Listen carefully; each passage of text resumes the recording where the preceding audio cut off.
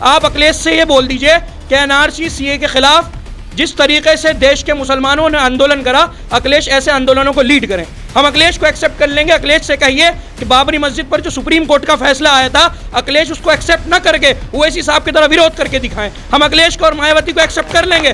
आप उनसे कहिए कि जब मुसलमानों को मारा जाता है, जब यूपी के अंदर 21 मुसलमानों को एनआरसी सीए के आंदोलन में मारा जाता है, जिस तरह अखिलेश गोरखपुर गए, जिस तरह अखिलेश कानपुर गए और 20-20 लाख रुपए के मुआवजे का ऐलान करके आए, इस तरह अखिलेश इन 21 घरों में आए जहां के मुसलमान बच्चों की लाशें अपने माँ बाप के सामने रखी हुई थी। इनके लिए 20-20 और 25-25 लाख का मुआवजे का ऐलान करें, जब हम अखिलेश के साथ होंगे। अगर अखिलेश हमारे मुद्दों की बात नहीं करता तो अखिलेश और मायावती हमारी जूतों की नोक पर रहेंगे और ओवैसी हमारे सर पर रहेगा। अब दरी बिछाई कोई नहीं बिछाएगा। मुसलमान जो हिस्सेदारी की बात करेंगे, अगर हमारी लड़ाई योगी और मोदी से है तो ये बीच में जितने मुनाफिक हैं ना, अखिलेश यादव, मायावती, केजरीवाल जैसे लोग, ये लोग हमारी लड़ाई नहीं लड़ेंगे।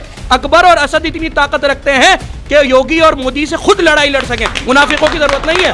हैदराबाद में इन दो भाइयों की दबाव की वजह से वहाँ की सरकारों को मुस्लिम इलाकों में 250 प्राइमरी स्कूल चलाने पड़ते हैं। अखिलेश यादव का इंटरव्यू देखा, उनसे हिजाब के बारे में सवाल हुआ, अखिलेश यादव ने मुंह पे चुप्पी तो कर ली, मुंह पे टेप लगा लिया। हिजाब के बारे में कोई बोला? देखिए, आप जो सवाल कर रहे हैं कि आप दरी बिछाएंगे, करेंगे, बीजेपी जीत जाएगी, तो एक छोटी सी शायरी है इसी पे कि गिरती हुई सरकार बचाने के लिए हम, मतलब को है सीने से लगाने के लिए हम, याद आते हैं हम लोग ज़रूरत के लिए, बस एक जीत का माहौल बनाने के लिए हम, हिस्से की जो बात आए तो तुम और फ़कत तुम, इजलास में दरियों को बिछाने के लिए हम, नेता के लिए वोट का दर दर करें प्रचार, रैली में किसी शोर मचाने के लिए हम, हर बार हमें मोहरा बनाने के लिए आप, है आपकी सरकार चलाने के लिए हम सब के किसी वोट की वक़्त नहीं कोई, यानी कि फ़कत सीट बचाने के लिए हम। नमस्कार, आप देख रहे हैं दी कंटाप, मैं हूं प्रफुल्ल। उत्तर प्रदेश के सियासी रण में हम निकले हुए हैं। सहारनपुर के देवबंद में मौजूद हैं और देवबंद आजकल चर्चे में है, और आजकल ही नहीं बल्कि देवबंद हमेशा से चर्चे में ही रहता है। कहा जाता है कि देवबंद से जो आवाज़ उठती है या जो बात निकलती है वो पूरे देश में सुनाई देती है उसकी गूंज। तो आज देवबंद में हम जहाँ मौजूद हैं, ये MIM का कार्यालय है। यहाँ से असदुद्दीन ओवैसी साहब भी अपनी सियासी ताल ठोक रहे हैं और उत्तर प्रदेश की सियासत में एक नई कहानी, नई पटकथा लिखने की कोशिश कर रहे हैं। भागीदारी की बात हो रही है, परिवर्तन की बात हो रही है, क़यादत की बात हो रही है। और हमारे साथ मौजूद हैं उमर मदनी साहब, जो MIM के प्रत्याशी हैं, और यहाँ से मौजूदा जो विधायक हैं ब्रजेश सिंह है, और सपा, BSP, कांग्रेस, तमाम अलग अलग पार्टियाँ अपने योद्धाओं को मैदान में उतार दी है। अब देखना ये दिलचस्प होगा कि यहाँ का विधायक कौन मनोनीत होता है। लेकिन हम यहाँ पे जो मौजूद हैं MIM के कार्यालय में, आज बात करेंगे कि देवबंद एक मुस्लिम इदारा भी माना जाता है। देवबंद से की अगर बात करें तो मुस्लिम बाहुल्य क्षेत्र है, लेकिन बहुत कम ऐसे मौके आए हैं एक बार यहाँ से कोई मुस्लिम विधायक मनोनीत किया गया है, और पहली बार भी ऐसा देखा जा रहा है कि इकलौता यहाँ पे मुस्लिम कैंडिडेट हैं। आप शायद कि एक और है कोई, कांग्रेस से भी है।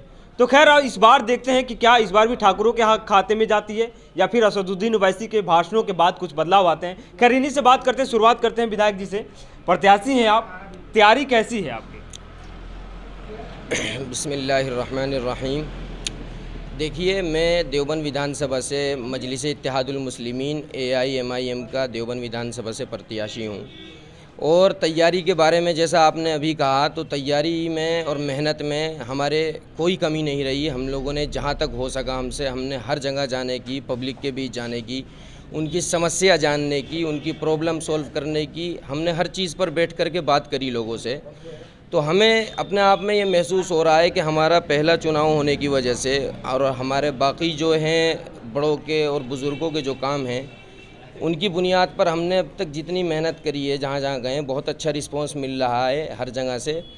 और इस बार जो है लोग खुद दावा भी कर रहे हैं कि हर जगह पतंग ही पतंग उड़ेगी इंशाल्लाह। देखिए, एक दो चीज़ें हैं कि एक उमर मदनी साहब हैं। मदनी अगर ख़ानदान की बात करें तो काफ़ी परिचित है, कोई इसी परिचय के मोहताज नहीं है आपको।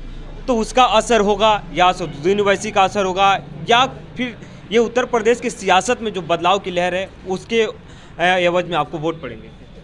देखिए, सबसे पहले तो असर तो मैं नहीं मानता, क्योंकि लोगों का खुद जहन बहुत अच्छा काम करता है।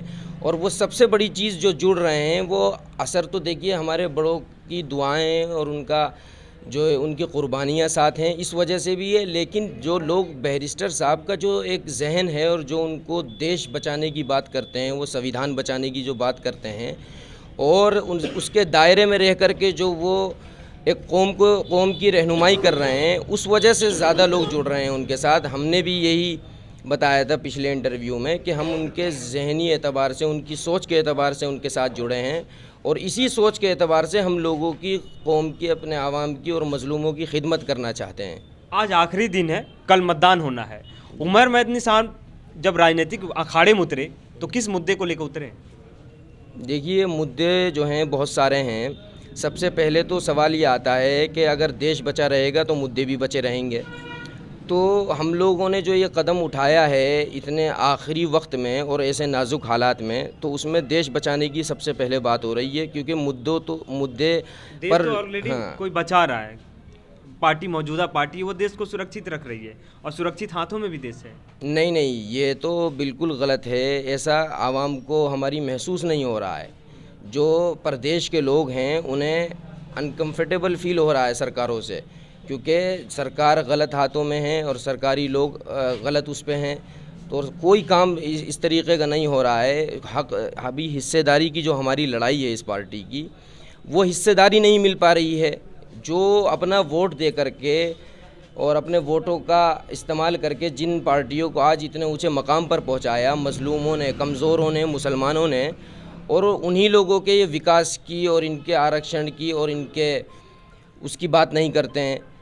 तो ये सिर्फ़ और सिर्फ है कि इस पार्टी ने जो हिस्सेदारी के सवाल उठाया है उस पर लोग जो हैं उनकी आंखें खुली हैं। बहुत सारे लोग जुड़े हैं मजलिस से और इंशाल्लाह इसको कामयाब करके हिस्सेदारी की बात होगी। अब मैं आपके पास आऊँगा, पहले इधर भी रुक करता हूँ क्योंकि आपके पीछे आवाम भी है। आप यूथ हैं और कहा जाता है ये कि युवा जो है असदुद्दीन ओवैसी साहब के भाषणों से प्रभावित होता है, भड़क जाता है और जज्बात में आके उनका समर्थन देते हैं। तो आपके पास जज्बात है या पॉलिटिकल समझ है? देखिए, सबसे पहले जो यूथ है या फिर जो बड़ी उम्र के लोग हैं, वो खाली बातों से नहीं, वो असदुद्दीन ओवैसी साहब अगर कुछ बात करते हैं तो उसका भी कोई बेस होता है। कोई हवाबाजी नहीं करते। अगर वो विकास की बात करते हैं तो उसके पीछे पूरा एक हैदराबाद मॉडल होता है। झूठा गुजरात मॉडल नहीं होता। हैदराबाद मॉडल क्या है? आपने कभी पढ़ा है हैदराबाद के बारे में? हैदराबाद में 14 ओएसी एक्सीलेंस स्कूल चलते हैं जहाँ फ्री ऑफ कॉस्ट बच्चे पढ़ाई करते हैं।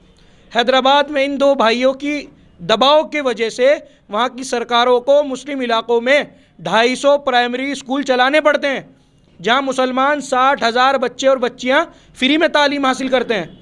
हैदराबाद के अंदर Deccan college of Hyderabad Owaisi brothers ने खोल रखा है, यहाँ बहुत कम पैसों में आप ग्रेजुएशन कर सकते हैं। हैदराबाद के अंदर ओवैसी एक्सीलेंस हॉस्पिटल है, जहाँ बहुत कम पैसों के अंदर अपना अच्छा इलाज करा सकते हैं। और ये तो आपके विकास के मुद्दे हो गए जो ओवैसी साहब कभी अपनी स्पीचेस में जिक्र नहीं करते।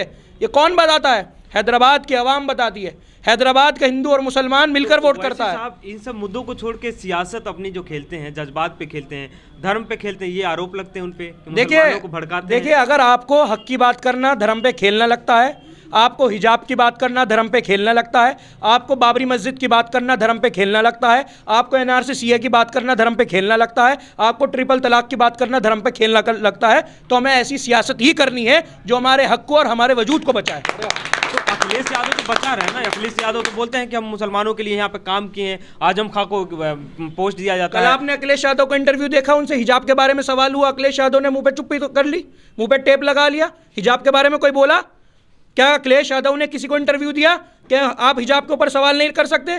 क्या आपने आर्टिकल 25 जो आपको हक देता है कि आप किसी भी तरीके से अपना लिबास पहने, आप अपने सिख जो है पगड़ी बांधे, हिंदू जो है सिंदूर लगाए, मुसलमान जो है हिजाब पहने, ये एसेंशियल राइट्स हैं आपके पास, फंडामेंटल राइट्स हैं आपके, आप इनके ऊपर सवाल नहीं कर सकते। कल कौन बोला फिर TV9 भारत पर? सिर्फ ओवैसी साहब आकर बयान दे रहे हैं, ओवैसी साहब आकर बोल रहे हैं। हम अखिलेश को एक्सेप्ट कर लेंगे, ठीक है, अखिलेश को हम एक्सेप्ट कर लेंगे। आप अखिलेश से ये बोल दीजिए कि एनआरसी सीए के खिलाफ जिस तरीके से देश के मुसलमानों ने आंदोलन करा, अखिलेश ऐसे आंदोलनों को लीड करें। हम अखिलेश को एक्सेप्ट कर लेंगे। अखिलेश से कहिए कि बाबरी मस्जिद पर जो सुप्रीम कोर्ट का फैसला आया था, अखिलेश उसको एक्सेप्ट ना करके ओवैसी साहब की तरह विरोध करके दिखाएं। हम अखिलेश को और मायावती को एक्सेप्ट कर लेंगे। आप उनसे कहिए कि जब मुसलमानों को मारा जाता है, जब यूपी के अंदर 21 मुसलमानों को एनआरसी सीए के आंदोलन में मारा जाता है, जिस तरह अखिलेश गोरखपुर गए, जिस तरह अखिलेश कानपुर गए और 20-20 लाख रुपए के मुआवजे का इनाम ऐलान करके आए, इस तरह अखिलेश इन 21 घरों में आए जहां के मुसलमान बच्चों की लाशें अपने माँ बाप के सामने रखी हुई थी। इनके लिए 20-20 और 25-25 लाख का मुआवजे का ऐलान करें जब हम अखिलेश के साथ होंगे। अगर अखिलेश हमारे मुद्दों की बात नहीं करता तो अखिलेश और मायावती हमारी जूतों की नोक पर रहेंगे और ओवैसी हमारे सर पर रहेगा। मुद्दों की बात तो कर रहे हैं कि हम सियासी आपको बढ़ावा दे रहे हैं, भागीदारी दे रहे हैं, रिक्शा दे रहे हैं चलाने के लिए, उसके बाद तो अच्छा, मुसलमानों की किस्मत में रिक्शा, दूसरों की किस्मत में शिक्षा। हम शिक्षा की लड़ाई लड़ रहे हैं, हम हिस्सेदारी की लड़ाई लड़ रहे हैं। हमें लालच मत दो कि 200 यूनिट फ्री बिजली दे देंगे, जिस तरह केजरीवाल ने लालच दिया। 200 यूनिट बिजली थमा के दिल्ली दंगा दे दिया। यहाँ 300 यूनिट बिजली थमा के मुजफ्फरनगर के दंगे देंगे, दूसरे दंगे देंगे। हमें फ्री कुछ नहीं चाहिए। मुसलमान कोई लाचार मोहताज नहीं है, रोजी रोटी अपनी कमाता है और खर्च करता है। और दूसरी बात, कोई जो 300 यूनिट जो फ्री बिजली की बात कर रहे हैं, विकास की बात कर रहे हैं, कहीं अपनी जेब से देंगे या मुलायम सिंह के पॉकेट से निकाल कर पैसा देंगे? या अवाम की टैक्स का पैसा है? उस अवाम के टैक्स में मुसलमान भी टैक्स देता है, दलित भी टैक्स देता है, मजलूम भी टैक्स देता है। एक आप छोटी सी सिगरेट लेंगे या आप जो हमारे यूथ दिलबाग खाता है ना, वो खाने पे भी टैक्स देता है। कोई फ्री में अखिलेश अपनी जेब से किसी को मुफ्त कुछ नहीं देगा। लेकिन ऑलरेडी यहाँ पे जब सपा काम कर रही है, बीजेपी काम कर रही है, तो उमर मदनी साहब को लोग वोट क्यों देंगे? आप समाजवादी और बीजेपी 2012 में अखिलेश यादव देवबंद में आए, वादा करके गए 18% मुसलमानों को रिजर्वेशन दूंगा, कहाँ गया? देवबंद में आए तो मैं हज हाउस बनवाऊंगा, कहाँ गया? देवबंद में आए तो बच्चों का खेल का स्टेडियम बनवाऊंगा, कहाँ गया? कब्रिस्तान का बाउंड्री तो करवाए नहीं करवाए। आइए मैं दिखाता हूँ आपको देवबंद के कब्रिस्तान की बाउंड्री किसने करवाई, किसने। हमें विकास चाहिए क्या? वहाँ पे कब्रिस्तान में कब्र में अखिलेश काम आएंगे हमारे? ये सरकारें कब काम आएंगी? जब आप दुनिया के अंदर हो।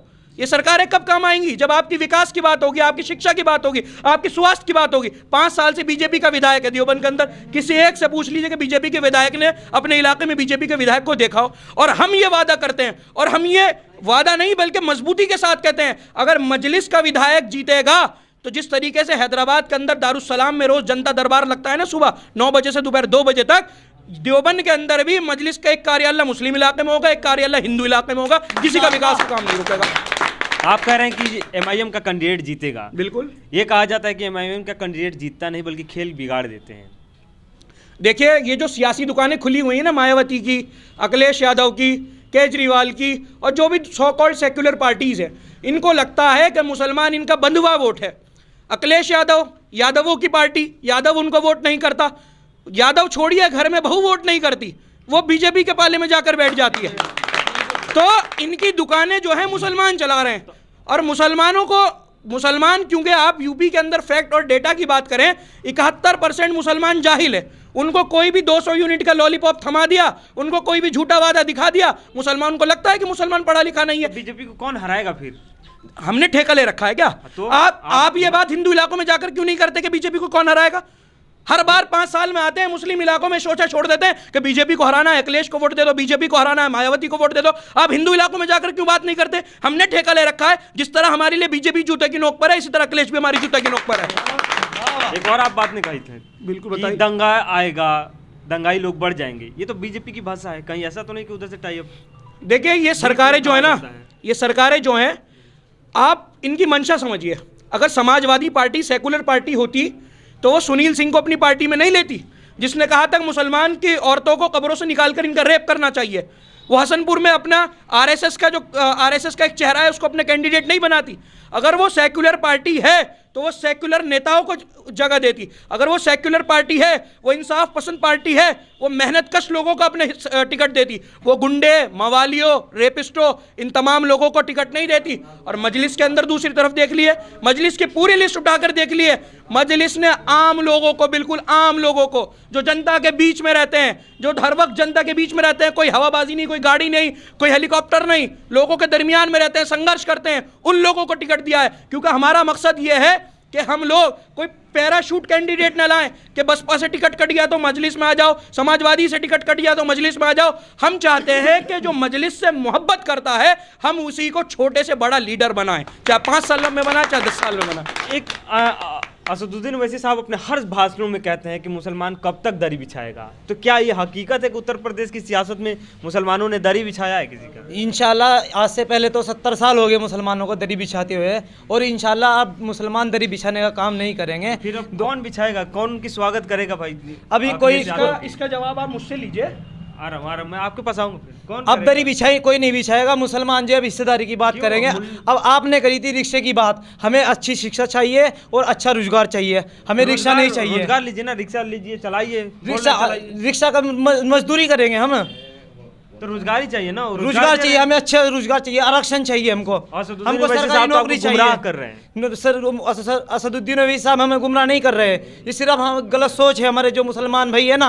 मैं उनसे कह देना चाहता हूँ कि 2022 में इंशाल्लाह असदुद्दीन ओवैसी साहब का साथ दीजिए और दरी बिछाना छोड़ दीजिए। आप भी दरी बिछाते थे? नहीं बिछाएंगे इंशाल्लाह। और 2013 में अखिलेश यादव ने 50,000 मुसलमानों का कत्लेआम करवाया। आज भी 50,000 जो मुसलमान है जाके देख लो, मुजफ्फरनगर में शामली में पल के अंदर रह रहे हैं, पल्ली के अंदर, और 17 तक उसकी हुकूमत रही। कहाँ है अखिलेश यादव? क्या एक कमरा नहीं बना सक उनके लिए? और अखिलेश यादव के उस यादव देख लो, 7,000 यादव है इस सीट पे, कोई भी यादव वर्करी नहीं कर रहा है। सिर्फ यादव और मुसलमानों को समेट के चल रहे हैं कि मुस्लिम भी हमारे तरफ है, यादव भी हमारे तरफ है। आप लोग जब NRC में मुसलमान मरा, कहाँ था अखिलेश यादव? अब मुसलमान बहुत से बोल रहे हैं कि हिंदू वोट भाग जाएगा, हिंदू वोट भाग जाएगा उसके वो साथ में मिलने से असदुद्दीन ओवैसी के, लेकिन हम भी तो भाग जाएंगे उसके पास से। हम अब वो एक भी वोट नहीं देने वाले हैं। 2024 से पहले 7% पे वापस लाना है उसको, अखिलेश यादव को 7% पे लाना है। 7% पे वापस लाना है उसको। अब ऐसा नहीं करेगा कि बीजेपी जीत जाएगी फिर से? बीजेपी को जीतेगी, बीजेपी वोट नहीं मिलेगा ना अखिलेश यादव को। जी तो बीजेपी को तो हराएंगे, हिंदू भाई हराएंगे जिन्होंने उसे जिताया बीजेपी को। अखिलेश यादव को किसको जिताएंगे? आप हम मजलिस को जिताएंगे। मजलिस को? हाँ मजलिस को नहीं, सपा को नहीं, बिल्कुल भी नहीं। खैर आप कुछ कह रहे थे। देखिए, आप जो सवाल कर रहे हैं कि आप दरी बिछाएंगे, करेंगे, बीजेपी जीत जाएगी, तो एक छोटी सी शायरी है इसी पे कि गिरती हुई सरकार बचाने के लिए हम, मतलब को है सीने से लगाने के लिए हम, याद आते हैं हम लोग ज़रूरत के लिए, बस एक जीत का माहौल बनाने के लिए हम, हिस्से की जो बात आए तो तुम और फ़कत तुम, इजलास में दरियों को बिछाने के लिए हम, नेता के लिए वोट का दर दर करें प्रचार, रैली में किसी शोर मचाने के लिए हम, हर बार हमें मोहरा बनाने के लिए आप है, आपकी सरकार चलाने के लिए हम सब के किसी वोट की वक़ात नहीं कोई, यानी कि फ़कत सीट बचाने के लिए हम। ये कब तक होगा? हम लोग अगर अब वोट करेंगे तो अपने इश्यूज पे करेंगे, अपने डेवलपमेंटल इश्यूज पे करेंगे। आप बात करते हो कि यादव मुस्लिम समीकरण, जाट और मुसलमान समीकरण, भाई अगर आप MY और MJ समीकरण की बात कर रहे हो, मुस्लिम जाट और मुस्लिम यादव की, तो उसमें M कहाँ है? अभी एक फोटो वायरल हुआ अखिलेश यादव का और जयंत चौधरी का, और क्या मीडिया की हेडलाइन थी कि जाट और मुस्लिम समीकरण पर जयंत और अखिलेश की मुलाकात। कहाँ है मुसलमान इन दोनों में से? कहाँ? हमारी यही तो लड़ाई है। अगर मुसलमान की किसी समीकरण पे बात होए तो उसमें मुस्लिम लीडर हमें रिप्रेजेंट करे, जयंत चौधरी हमें रिप्रेजेंट ना करे। क्यों? अगर हमारी लड़ाई योगी और मोदी से है तो ये बीच में जितने मुनाफिक हैं ना, अखिलेश यादव, मायावती, केजरीवाल जैसे लोग, ये लोग हमारी लड़ाई नहीं लड़ेंगे। अकबर और असद इतनी ताकत रखते हैं कि योगी और मोदी से खुद लड़ाई लड़ सकें, मुनाफिकों की जरूरत नहीं है। क्या ये दिल से जुड़े हुए हैं मजलिस के साथ। खैर हाँ, आप बताइए, अक्सर ये आरोप उन पे लगता है कि गुमराह करते हैं लोगों को, और जो हैदराबाद में कुछ नहीं कर पाए वो उत्तर प्रदेश में क्या करेंगे? तो क्या लग रहा है कि गुल खिलेगा या फूल खिलेगा? नहीं सर, गुल भी खिलेगा और फूल मुरझाएगा। आपके असदुद्दीन ओवैसी की जो मंशा है ना, वो इन जो समाजवादी ने, सपा ने, बसपा ने, कांग्रेस ने जो नकाब घेर रखा है ना, अब के इनका नकाब उठाना है। नकाब उठाना है? हाँ, अब के नकाब उठाए गए। नकाब पे तो बोलते नहीं, जो उन्होंने नकाब घेर रखा है, उनसे अखिलेश यादव से सवाल पूछा जाता है नकाब के ऊपर, उनका मुंह जैसे गुड़ खा रखा है, मुंह बंद हो जाता है। वो तो बोल रहे हैं कि हमारी सरकार आने तो हम सबका हिसाब करेंगे मुसलमानों के साथ जो भी हुआ है। सर ये सपने देख रहे हैं, सपने ही देखते रह जाएंगे। मुसलमानों का कुछ नहीं करेंगे, सिर्फ लॉलीपॉप देंगे, सिर्फ और कुछ नहीं करेंगे। उनकी सरकार थी तो उर्दू टीचर की बहाली होती है, कब्रिस्तान का घेराबंदी होता है, और कई मदरसों को सरकारी कर दिया जाता है। 2013 का दंगा दिया है हमें, हम कैसे भूल जाए? हिंदुस्तान में 2013 का दंगा दिया है, हम कैसे भूल जाए? पिछली सरकार में। ये बीजेपी की भाषा है। बीजेपी की नहीं भाषा है, ये अखिलेश यादव ने दंगा कराया था और वो सफाई के अंदर बैठ के नंगा नाच देख रहा था अखिलेश यादव। तो हम कैसे भूल जाए अपने मुसलमान भाइयों का कत्लेआम? हम नहीं भूलने वाले इस योजना में, 2022 में भूलने वाले नहीं हैं। एक सेकंड, मैं आपके पास आऊँगा। चाचा बहुत देर से खड़े हैं और थोड़ा आगे बढ़ रहे हैं, इनको खड़ा करना अच्छा नहीं लग रहा है। ये बताइए, ये जो नौजवान हैं, आप सियासत को बड़े करीब से देखे होंगे, अखिलेश का दौर देखा होगा, चौधरी चरण सिंह के भी बारे में जानते होंगे, उनके आने वाले जनरेशन को, अखिलेश को भी जाने। तो आपको क्या लग रहा है कि असदुद्दीन ओवैसी साहब आए हैं, ये कहा जा रहा है कि लड़कों को गुमराह कर दिए हैं, तो अब आप बताइए। तो ऐसा दिख रहा है कि गठबंधन की सरकार बननी है। कौन सी गठबंधन की? और सपा और गठबंधन अगर सपा बन जाएगी तो उसके साथ में ये सारे शामिल हो जाएंगे, गठबंधन की सरकार बन जाएगी। अगर बीजेपी की सीटें ज़्यादा हैं तो फिर बीजेपी बनेगी। और मैं तो इतने दिनों से जानता हूँ, मेरी उम्र 80 से ऊपर जाने वाली है, मैं तो ये देख रहा हूँ जब से छोटी सी थी ये तुम्हारी इंदिरा गांधी, ये उनके साथ में आया करती थी अपने बाबा जान के साथ में, जब से मैं जानता हूँ। तो कैसी नेता हैं? बहुत अच्छी नेता थी। और असदुद्दीन ओवैसी साहब कैसे हैं? इनका तो ये तो बरतने से पता लगता है कि ये बर्तन खोटा है या क्या खरा है। तो असद साहब कैसे हैं? आदमी का भी ऐसा ही है हिसाब, ऐसा हिसाब है, अंदरूनी तो उसी को मालूम है। ये आपके पीछे फोटो है उनका। ये तो अच्छा लगता है देखने में, तो सारी चीजें अच्छी लगती हैं। बोलते कैसे हैं? हैं? बोलते कैसे? हाँ, बहुत अच्छी बात बताते हैं, वो बोलते हैं, बहुत अच्छी बात बताते हैं। मुसलमानों के हक की बात करते हैं, अपना हक मांगते हैं। और ये बीजेपी जो है, हमने जब से इन्हें जानते, जब इनका निशान चिराग हुआ करता था, दीपक, और हमेशा से ये मुसलमानों के खिलाफ रहे हैं। अखिलेश के जो आज ये अखिलेश को पास को छोड़िए, ये तो आज का लौंडा है। हाँ। इनकी बात छोड़िए, मैं तो आपको बहुत पुरानी बात बता रहा हूँ। नरसिम्हा राय कांग्रेस के थे। हाँ। उन्होंने जब बाबरी मस्जिद शहीद हो गई तो उन्होंने ये कहा था हम बाबरी मस्जिद बनवाएंगे, वादा किया था, बताइए बनवाई? कांग्रेस ने तो अच्छा काम किया मुसलमानों के लिए। अजी कांग्रेस तो इनके भड़कावे में आ जाती है, जब कोई दूसरी पार्टी हो जाती है तो ये उसका गिराने के चक्कर में लगी हुई है। बीजेपी शुरू से ही है इनका ये हिसाब। और दूसरा नजरिया इनका ये है कि हम इस हिंदुस्तान को हिंदू राष्ट्र बनाएंगे, यानी कि जैसे हमारा मक्का है, मुसलमान रहते हैं, इसी तरह से ये हिंदुओं को यहाँ पे रखना चाहते हैं। क्या मुसलमान यहीं से पैदा हुआ, ये ज़मीन है और इन्होंने हर तरह की कुर्बानी दी है। अंग्रेजी सरकार में बुला दिया गया है। अंग्रेजी सरकार में पैर जमाए पड़े थे, तमाम हिंदुस्तान को इन्होंने बेच रखा है। देवबंद की जो अगर बात करें तो इतिहास में बड़ा योगदान रहा है लड़ाई में, स्वतंत्रता की लड़ाई में, फिर भी कहा जाता है मुसलमानों ने कुछ नहीं किया। ये तो बहुत नोक लेग हैं, जो यतीम बच्चे हैं जिनके माँ बाप नहीं है, उनको खाना खिलाते हैं, बिस्तर देते हैं। ये हाँ, मरमदनी साहब ये भी देते हैं और भी देते हैं। सारी दुनिया में ये देवबंद मशहूर है और ये किसी के पैरों पे नहीं चल रहा, ये तो अपने पैरों पे चल रहा है, क्योंकि हम लोग तो जो है इस बार असद साहब आ रहे हैं यहाँ। हैं? असद साहब के जो ये प्रत्याशी हैं विधायक के, हाँ। ये जीतेंगे या क्या होगा असद इनका? साहब बेचारे कहाँ हैं यहाँ? नहीं है, हैं? इनके ये आपको उमर मदनी साहब हैं जिनका दफ्तर में आप हैं। ये कुछ नहीं कह सकते, ये तो शुरुआत है। अच्छा, शुरुआत ये तो अभी पहचान दिखा रहे हैं अपनी, अच्छा, आगे को हो सकता है इन्हें कामयाबी मिले।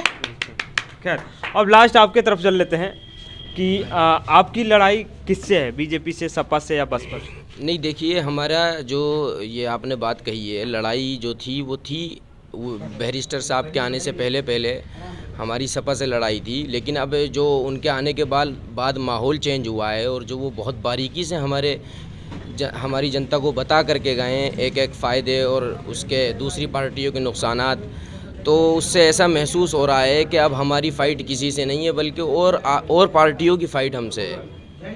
और हमारे पास असल में हमारी जो पार्टी के साथ जुड़ रहे हैं जो लोग मुसलमान हैं, मजलूम हैं, दबे हुए ओबीसी के लोग हैं, इनके पास पावर है, तो ये पावर अपनी दिखाते नहीं हैं। इस बार जो है ये अपनी पावर, इस सीट पे अगर बात करें तो असद साहब की बहुत नज़र भी है और उनको उम्मीद भी है कि आप इस सीट को निकालेंगे। क्या इस पे आप उनको कामयाबी दिला पाएंगे? उनके विश्वास? बिल्कुल इंशाल्लाह हम अपने दिलो जान से, तन मन धन से काम करेंगे और हम इस मजलिस को हमने जब पकड़ा है तो इसका झंडा हम कभी नहीं छोड़ेंगे इंशाअल्लाह।